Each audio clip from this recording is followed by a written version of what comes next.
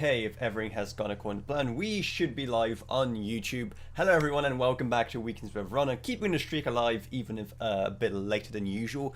I do apologize for that. Now, originally I wanted to do this stream talking about all of the lovely stuff that's been coming out regarding Nvidia's brand new graphics cards, but I feel like I'm beating a dead horse at this point, even though something literally pops up. I just finished uploading that video about the PhysX compatibility, 32-bit PhysX, and then I heard about, how some cards are just shipping with missing RUPs, so I can't catch a break, and neither can Nvidia. But I feel if I beat them anymore, the stick I used for it is going to eventually break, so I decided to take a break from that, and do something else, because we had a very, very exciting thing appear at the office, as you may know, and that is this, the Ducky One X. And as far as keyboards go, there's a lot of keyboards that just come here. I do some stuff for like a review or a unboxing, and then I kind of leave it at that. This is kind of different. So this is a Ducky One X. You probably saw the video about it a couple of days ago. And by the way, I want to apologize for how the audio turned out in that video, and I'll explain why. The mic just produced this super strange static in the background, and I had no idea what could be causing it. It sounded fine first, but then it was just unbearable when I was editing, so I had to basically crush those frequencies into oblivion, those specific frequencies, and so yeah, that's why there's pretty much no lower frequencies in that audio. That's why it sounds the way it does.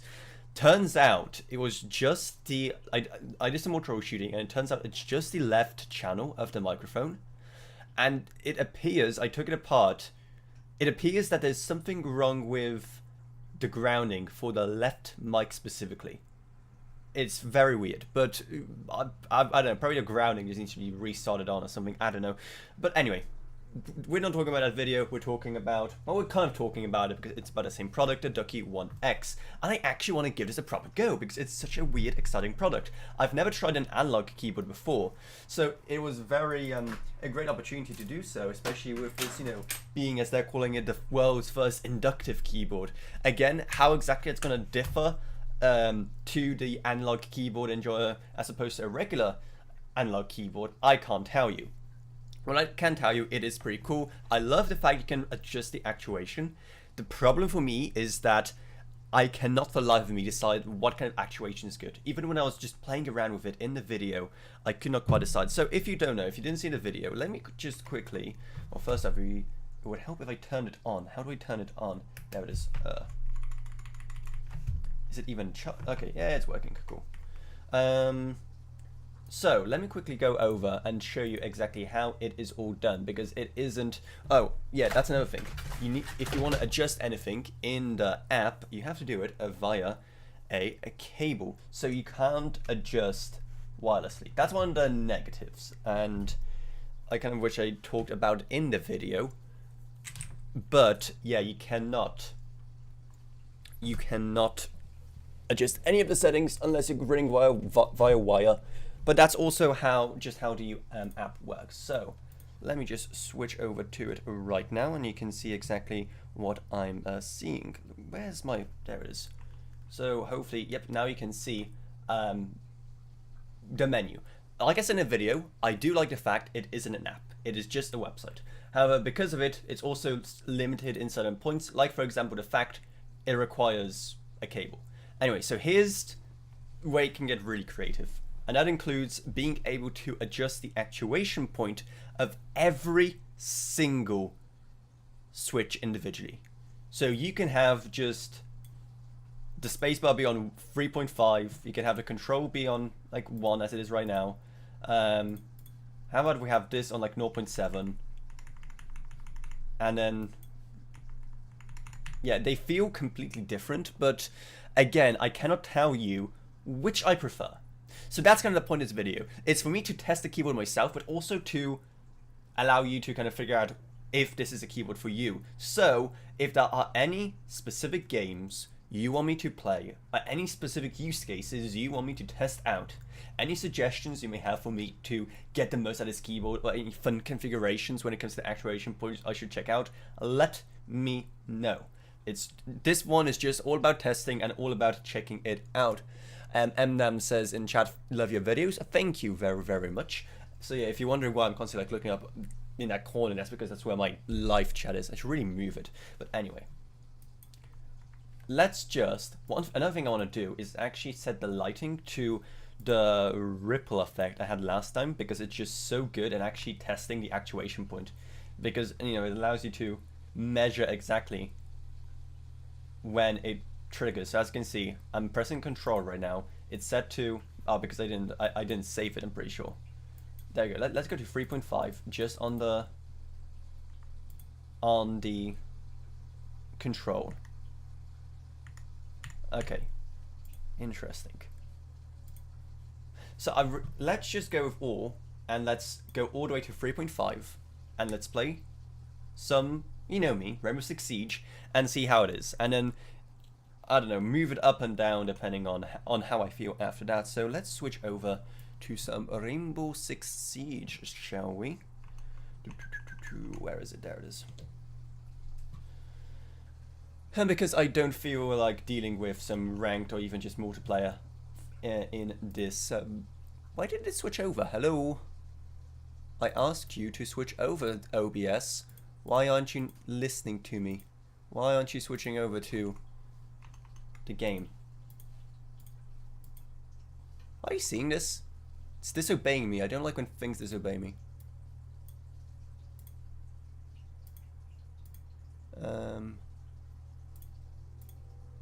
Let's just do a good old-fashioned turn on and turn off. Turn off and turn on, that way around. Save the house.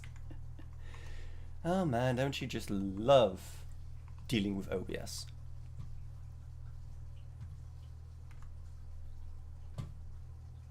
Come on, I just want to show people my fantastic Rainbow Six Siege gameplay. Anyway, so, now that is interesting. Oh, I know why. Duh. There we go, now it should work. It just... Okay, cool. Yeah, like I said, I don't want to deal with multiplayer right now, so instead, we'll just head into versus AI. Advanced. Online matchmaking off. Going in solo. Let me just quickly check if the volume is okay. I don't think you'll be able to hear the audio from that anyway. For some reason, why? Okay, you don't need to hear the audio from Siege. Let's go here. Oh, yeah, I forgot they have like a limited pool in the versus AI. Why? Genuinely, why? Anyway.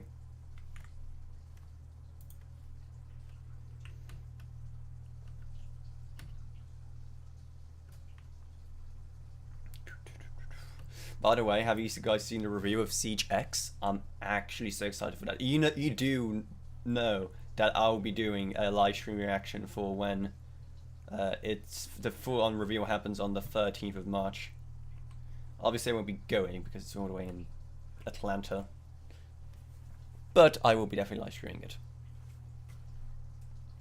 The weird thing is, I'm not getting any audio either. Why? Oh well. Where we're going, we don't need audio. Apart from the fact that this is a very audio-centric game and you kind of need it. We're going in depth, let's go. Okay. It's definitely a lot. 3.5 is definitely going to be too much for me. Because it feels like there's some lag. Because there's that extra distance when I'm pressing down like Shift or W. Someone double check for me, what exactly is the actuation point on the G915 clicking, which is what I have right now. Hello.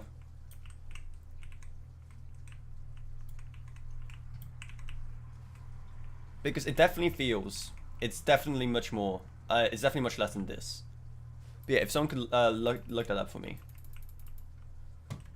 Give me a sec, I can't even see chat properly right now. There it is.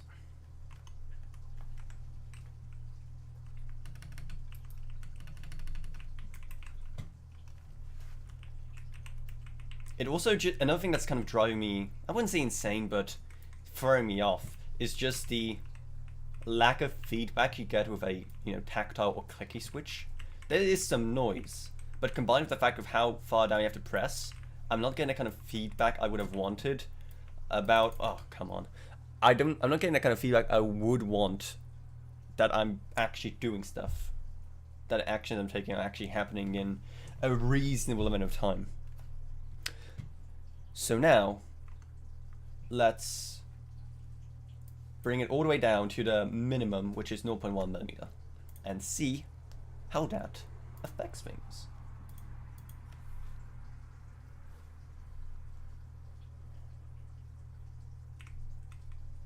Again, yeah, this is, I barely press and it's already going. I assume for an FPS that will be good, because it basically increases your reaction time, not reaction time, but increases how quickly you react to something, because you don't have to wait around as long to press on a button.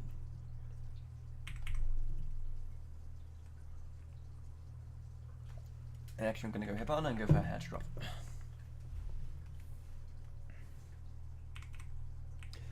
So this is actually going to be a pretty interesting experiment. Is it going to actually affect how quickly I can react to something appearing out of nowhere?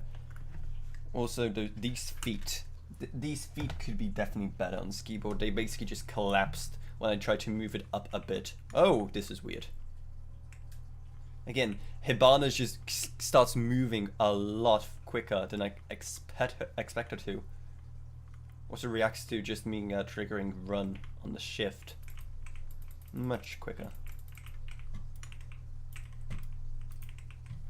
I'm also kind of running out of space here. I need to shift here because I'm actually running out of mouse pad for my actual mouse.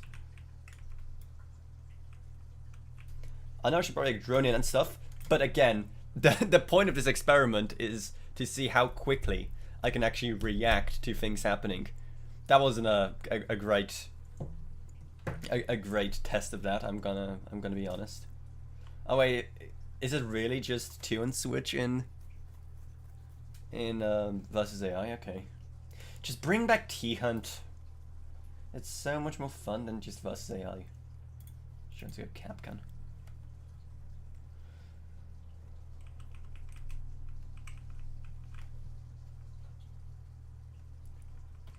Can bots even shoot out or like notice the Capcan traps? So like I said, if there's any particular games you guys want me to try, please, oh please let me know. I kind of want to try some Half-Life. I don't know why. I want to give Half-Life a go on this. I feel like that could be pretty good. Then there's some games that, you know, I kind of want to play. I just want an excuse to play them, but I know they won't be good tests of how good this keyboard is. Like, oh, let's test the keyboard by how good it is in Age of Empires.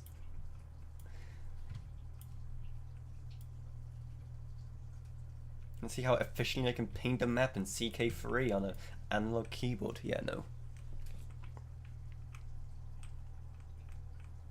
What also definitely doesn't help is the fact that I can't hear anything. But again, I have no idea why that is. Why I'm not just getting any audio in the game.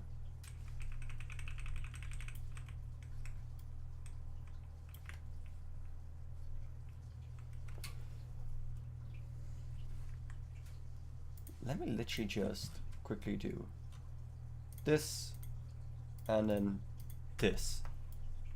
Nope, did not help. Is anyone coming? Yep, there they are. That was...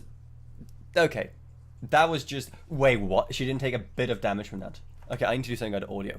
I know it sounds like a cope, but this game actually requires being able to hear stuff. Yeah, I get it. It won. Whatever.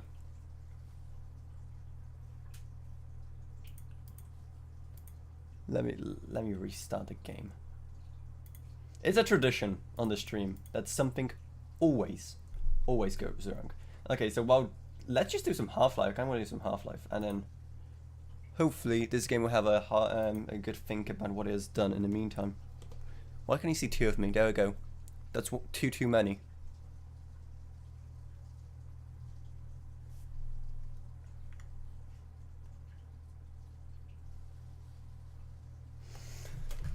Okay, I want to shoot some head crabs. Let me just switch over the source. To Half-Life. There we go.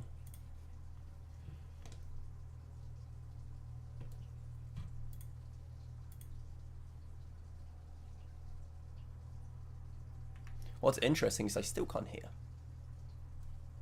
Is my source just set incorrectly?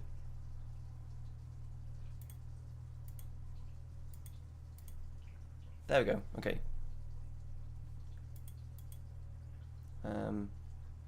Sure, let's just go for yeah, questionable ethics, why not?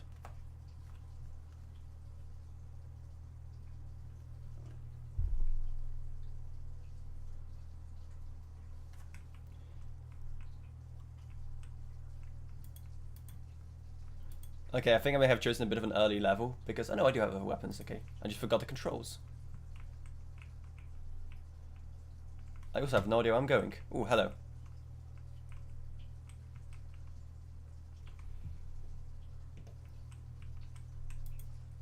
Can he actually leave?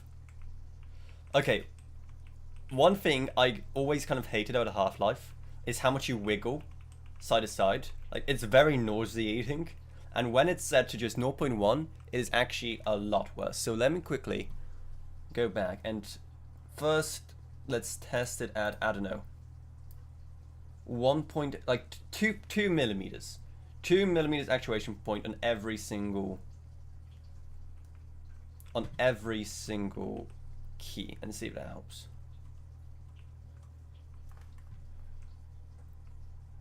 Oh yeah, I forgot the loading transitions on this game. It feels like I can't tell if how quickly I can react to getting on that edge, because there's that, you know, slidey movement in this game, so I cannot.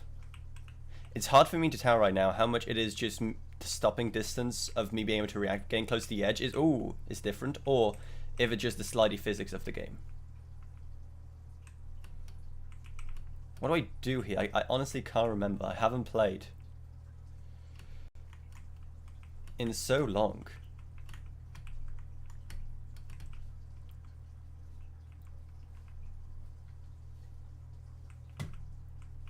Do I just need to jump? Yeah, I do. Oh, maybe not. Oh, I think I'm going the wrong way. That would explain.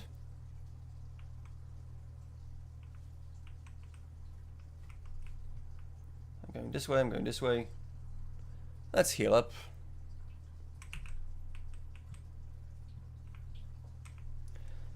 I feel like... Oh. Now he breaks free. Hello there, sir.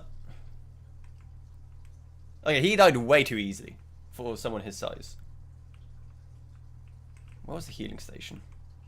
And let's go on. Okay, now let's go all the way up to 3.5.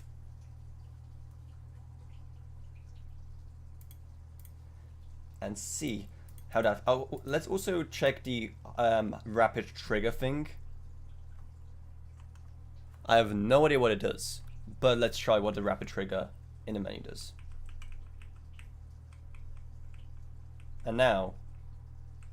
I don't know, maybe setting it to maximum is the way to go.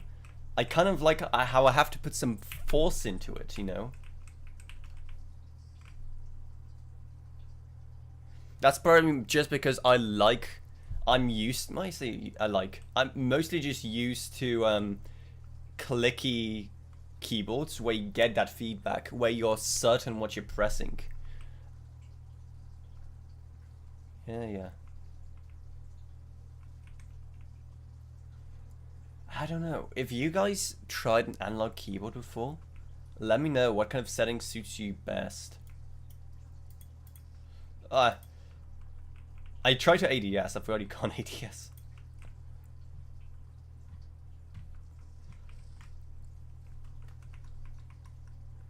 I forgot, how do I change? Do I really have no other weapons? Fine. I'm just making a run for it. I can't make a run for it. Take this crowbar. Whatever.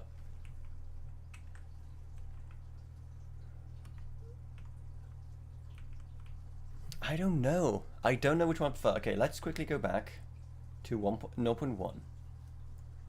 Because common sense would tell me that setting it to the lowest possible is the best for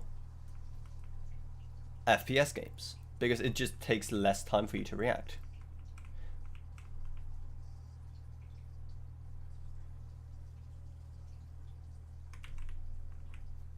Again, I don't think the Half-Life is a great test of this. Let's go back to Rainbow Six Siege now that I figured out why the audio isn't working. And see if it's gonna actually make a difference. If it can actually properly react to stuff differently because of that actuation point being, well, pretty much the second you apply any amount of pressure to the key.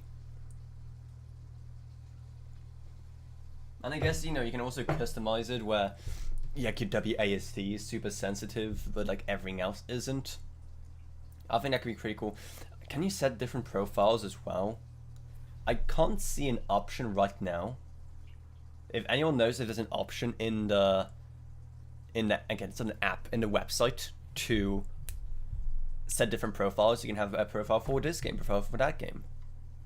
But I think in general usage, just having, you know, WASD be super light while everything else is a bit harder to press down on. I think that would probably make the most sense. I forgot how slow Siege can be to load as well.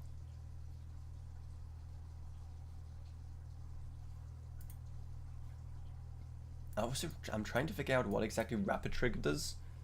Let me consult my notes from what they sent me, because they sent like a whole reviewer's guide.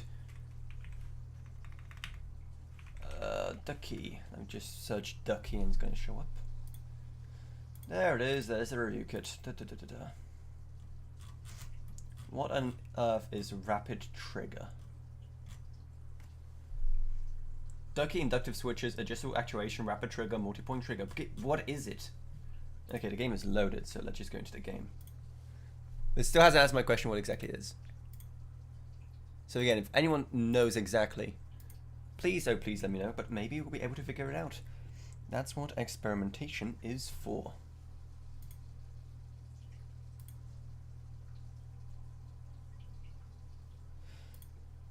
Let's just go back.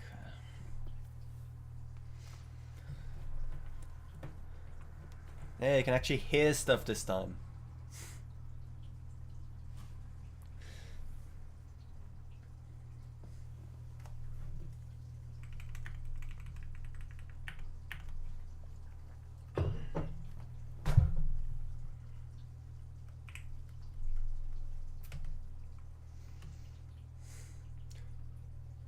Another thing to actually keep in mind is I'm actually running it wirelessly, even though it's connected to my PC by cable, because I need to constantly be able to change the settings.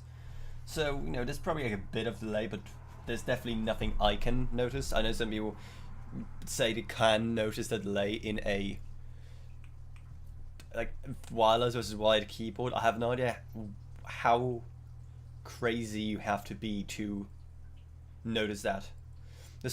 The people who can notice the difference between a wired and wireless keyboard are the same people that play Beat Saber on Expert Plus. Okay, they'll be in basement.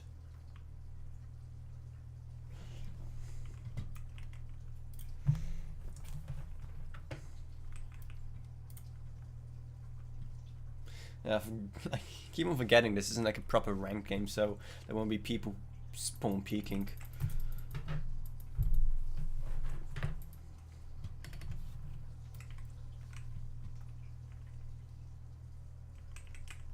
I kind of do like how quickly I can switch between. Like almost too quickly. Like if I'm holding an angle like this, and I hold my fingers on both Q and E, so it can very quickly change over. I would find myself just like that. By accident? I don't know. Maybe I found myself by accident pressing it, maybe not. I honestly can't tell.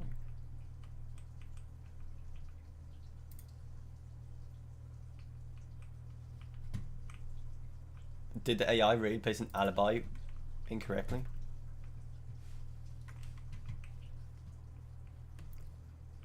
Let me quickly drone this so I don't die instantly. Okay.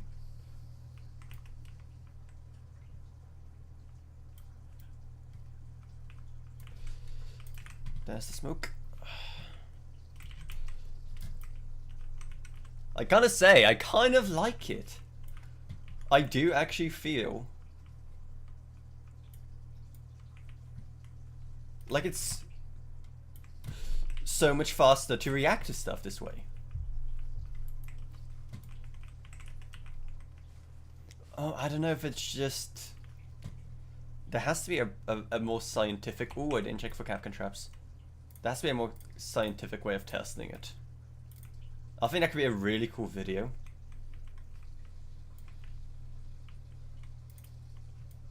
Just seeing how it improves, again, not your reaction time, but how quickly, because you press down on the key in the same amount of time, but again, it essentially decreases the latency between what you press and what's actually on screen. By having that decreased actuation point. That got me a second time, are you kidding me? That's because I knew she's probably going to be sneaking up on me.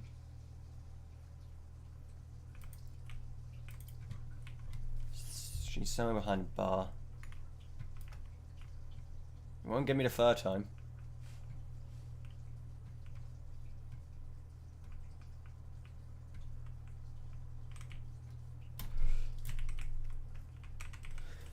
Okay, now let's try the same, but crank everything back to 3.5. I'm going to keep rapid trigger on.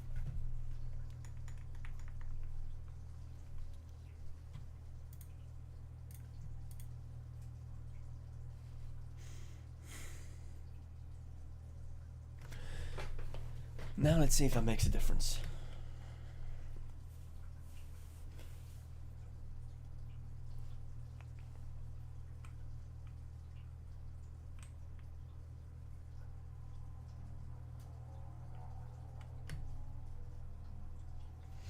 I guess another thing I've noticed that I'm a person who isn't the best at I guess I'm noticing a kind of latency. I do play the game with NVIDIA Reflex. I have done videos about NVIDIA Reflex before where I tried it on and off and just haven't noticed any difference at all about how the game plays. So maybe I won't notice as much of a difference, but again, it's just about those small competitive advantages adding up.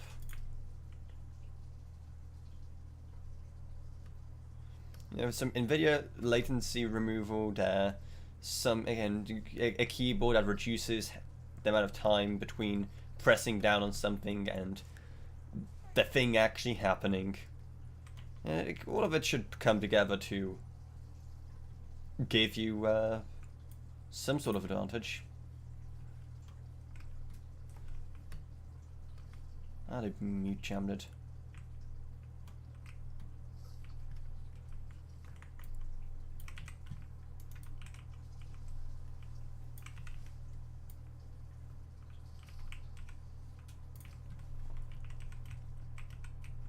I feel like I am slow again, but again, I don't know if it's just because I'm paying super close attention to it.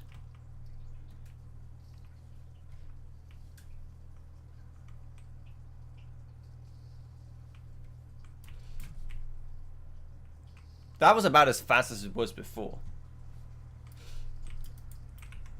That was just bad aim and me kind of running out of mousepad again.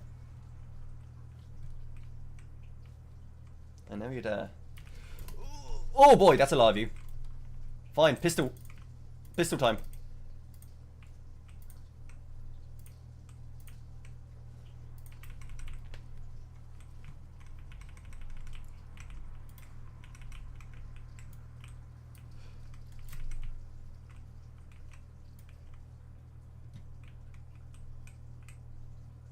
Come on. Show your face. This is advanced AI. I don't even want to know what a beginner AI option was. Swing in.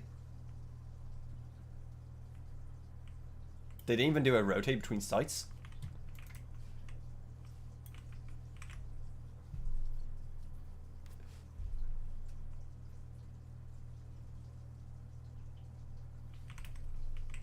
That's gonna kill me. Actually, no, I should be safe here.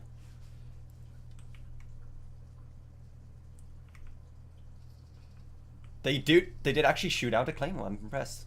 But I feel like I'm noticing a small difference, but not much.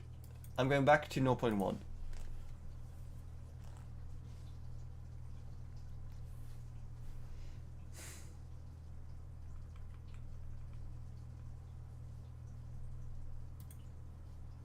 Oh no, they don't have a Rudy here. That's unfortunate. Fine, let's just go Fawn because I'm used to her gun.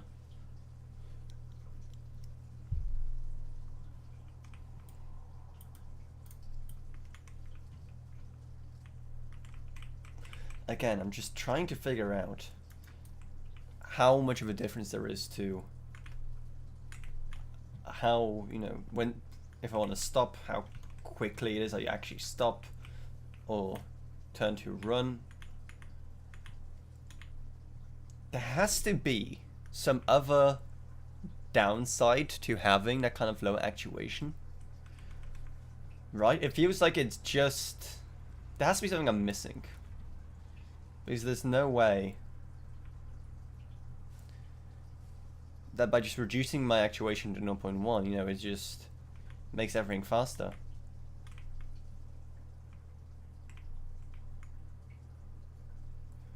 I do also like the fact it makes it a bit more relaxed. I don't have to strain my fingers as much to press on a button. I'm kind of doing it by just by out of habit, but I'm just gently tapping the shift. I'm already running, and I do, you know, my hand doesn't get strained as much.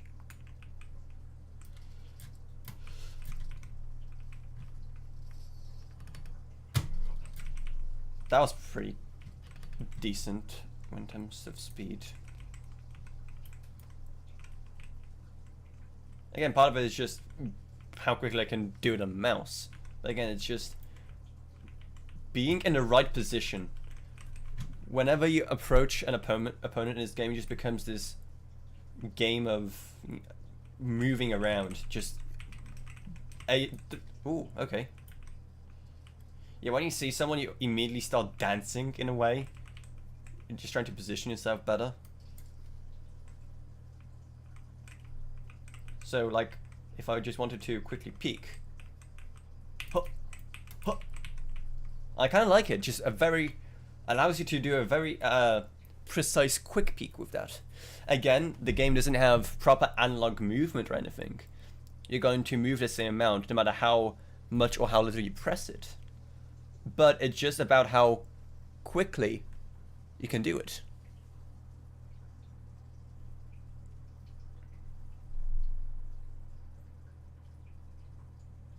I like it.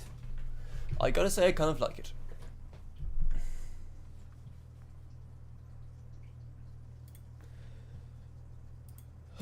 But anyway,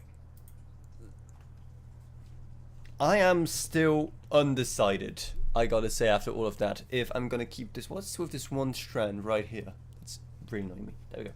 I'm still undecided if I want this to be part of my regular setup, if I'm gonna retire my G915. I'm still gonna have to do a bit more experimenting. More likely than not, I am just going to see what other people's reactions to this keyboard is now that it's actually out there.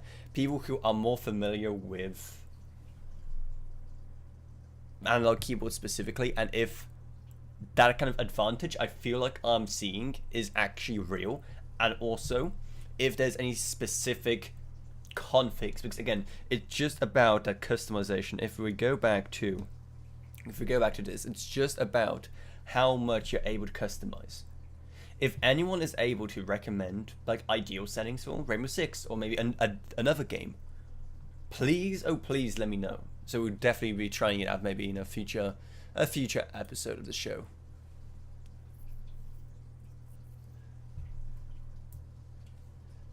Unavailable says, I saw your vid on the MSI Pro S Wi-Fi. I decided to get it because I thought it was okay for me. It's terrible. It's actually horrible.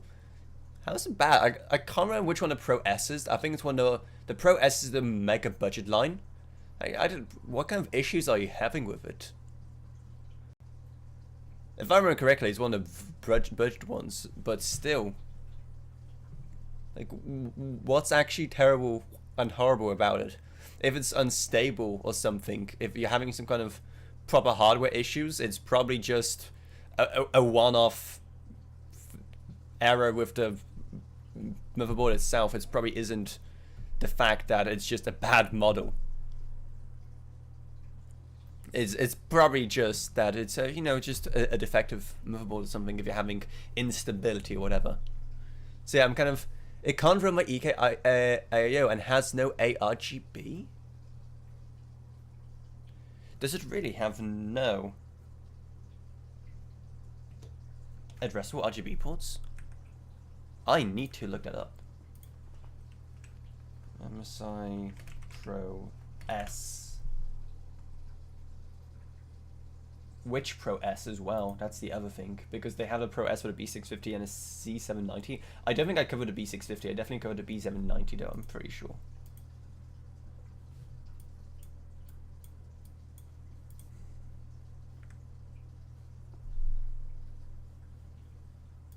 Okay, I'm just quickly checking the specs. The B650. If the B650 has addressable RGB, then the Z790 definitely has addressable RGB.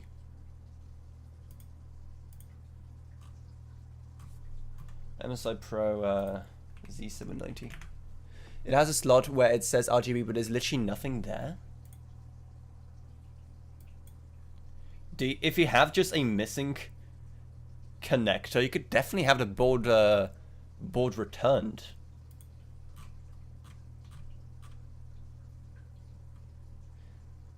Internal I/O.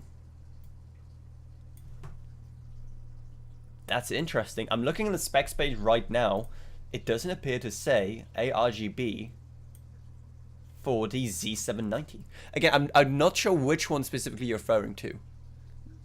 Because MSI Pro S could be B650, could be Z790. I'm gonna have to take a closer look at this one right here, because I don't believe that a Z790 board will not have ARGB. At least like a single one. It's like they were going to mount it. Maybe if they're using specific just patterns, specific pre-made patterns, and they just add all the I/O after that. JRGB, it's 3 missing ports. But okay, which one? Z790. Huh. Yeah, on the website it says it doesn't have ARGB at all, which I'm kind of surprised by.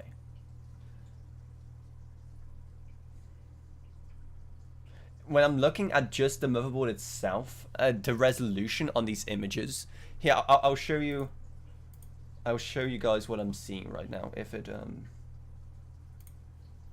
will allow me, that is. I need to go to here. Oh, I messed everything up. Why is Chrome so annoying at times? Okay, let me show you what I'm seeing right now. Browse up, there it is. So I see something that kind of looks like it down here, in the bottom left. In the bottom right, it looks like a 4-pin. Actually, that's a 5-pin connector right there. I have no idea what that could be, but that looks like a typical ARGB because it's keyed the correct way. But yeah, oh no, never mind. That's just the audio. It just, from this perspective, it looked like there's only 1 row, but when you look at it from this perspective, it's actually 2 rows there. Okay, never mind. That's 2 rows. That's 2 rows. That's fans. That looks like a 4-pin for ARGB. Yeah, it doesn't appear to be keys. That's 4-pin. That's 4-pin. I don't think it actually has JRGB, or like the JRGB port as MSI calls it. Why does MSI put J at the start of every single port? I don't know. So yeah, According to the website, it doesn't have it. Maybe the website itself is incorrect. Check the manual. If it doesn't have, if it says in the manual, it should have JRGB, so an addressable RGB port, and it doesn't have it, just get it returned because it's a defect. So you can, it should be covered under warranty. Right below the two SATA connectors.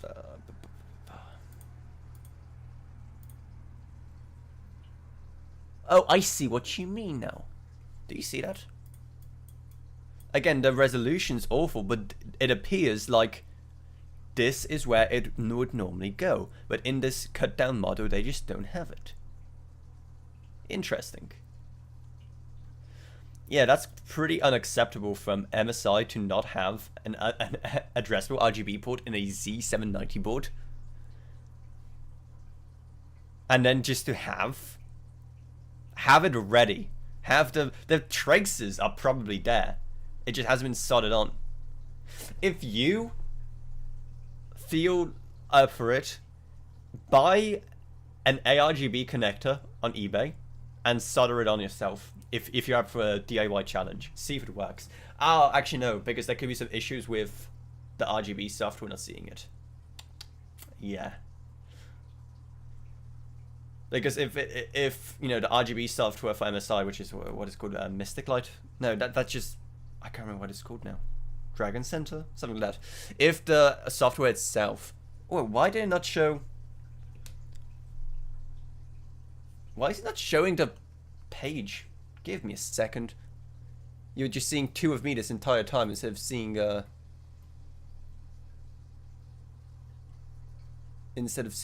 actual page I was showing you.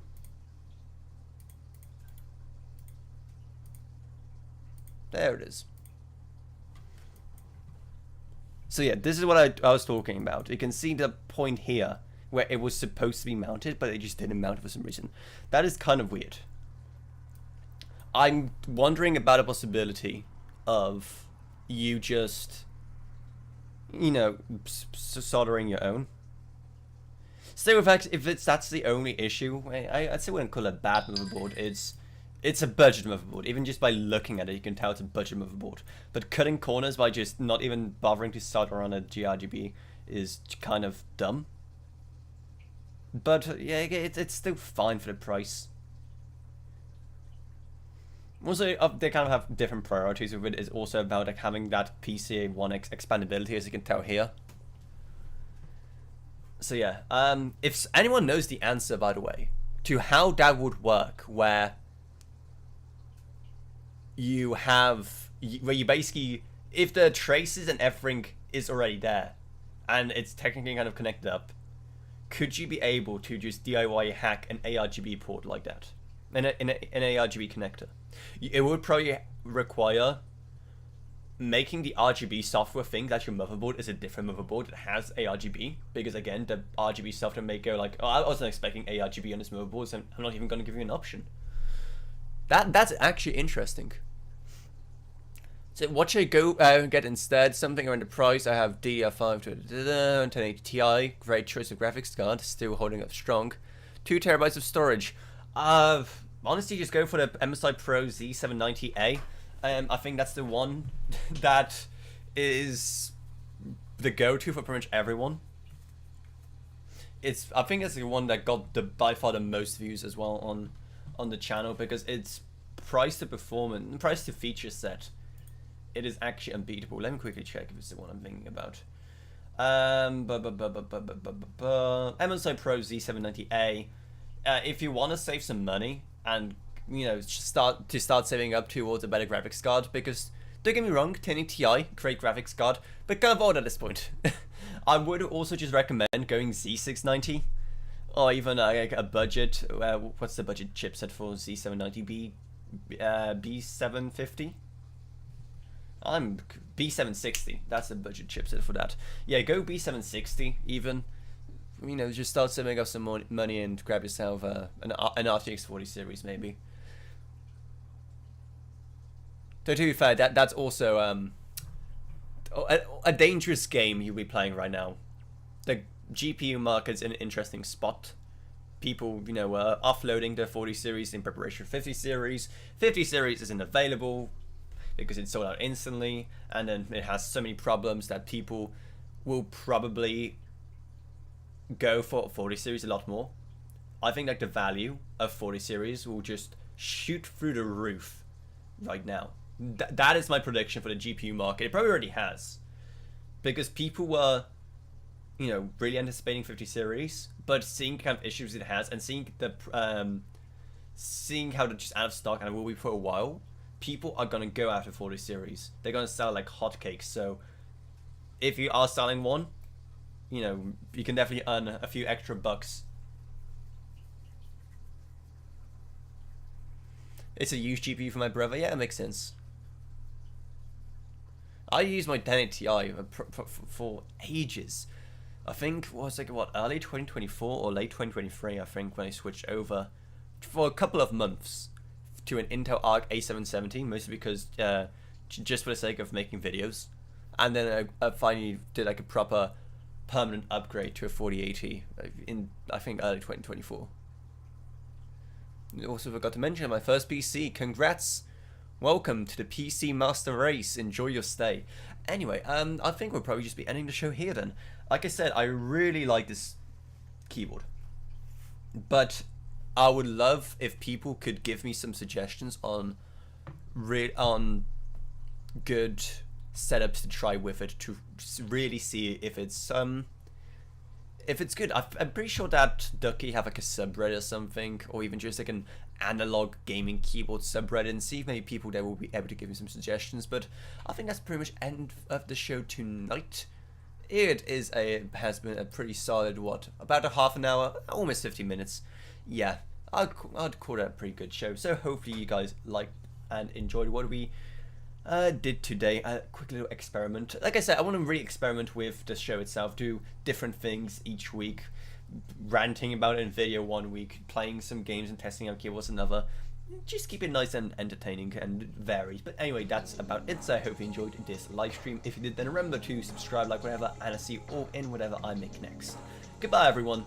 Goodbye.